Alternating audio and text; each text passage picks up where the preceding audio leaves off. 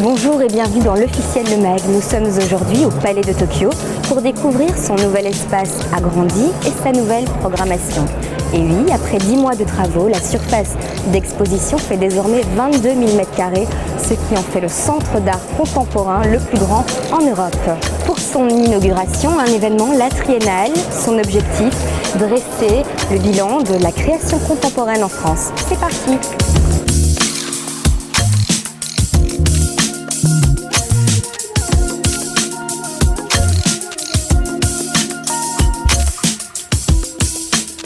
Madame Stabler, bonjour. Bonjour. Alors anciennement appelée la Force de l'Art, devenue la Triennale, pouvez-vous nous présenter la manifestation en quelques mots?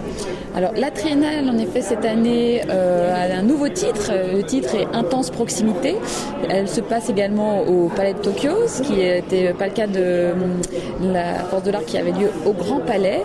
Et elle a aussi la particularité en fait de réunir plus d'une centaine d'artistes venant de tous les continents.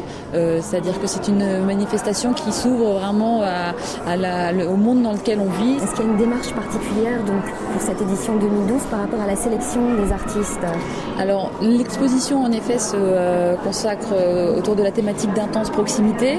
On a une sélection d'artistes qui en fait couvre le XXe siècle, donc il ne s'agit pas que d'une génération de jeunes artistes émergents.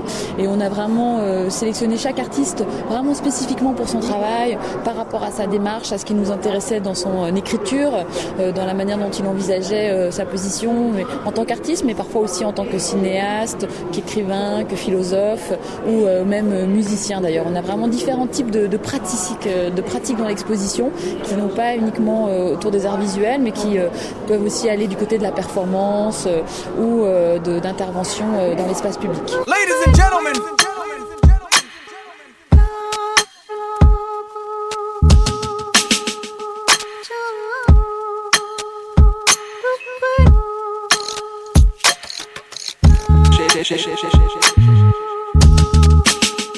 Comment se portent les artistes français et quelle est leur place sur la scène internationale? Les artistes français ils sont nombreux dans l'exposition. On a derrière nous Camille Enrault, qui est une jeune artiste française très brillante, qui a un projet produit spécifiquement pour Intense Proximité, qui sont donc des ikebana, qui sont en référence à des livres de sa bibliothèque. Et l'œuvre ça s'intitule Peut-on être révolutionnaire et aimer les fleurs?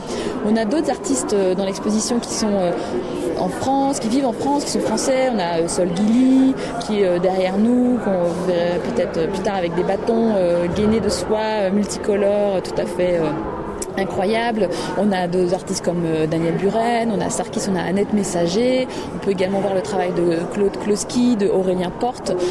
C'est des artistes donc de différentes générations qui ont d'ailleurs des expériences très variées, mais qui nous ont semblé importants dans cette exposition parce qu'ils sont préoccupés par les mêmes choses que nous, c'est-à-dire à la fois être ancrés dans une réalité, dans le monde qui nous entoure, et en même temps apporter des outils formels, conceptuels, poétiques, imaginaires qui nous intéressaient par rapport aux questions qui sont importantes aujourd'hui. Autrefois installée au Grand Palais et appelée la Force de l'Art, la manifestation a changé de nom et d'écrin.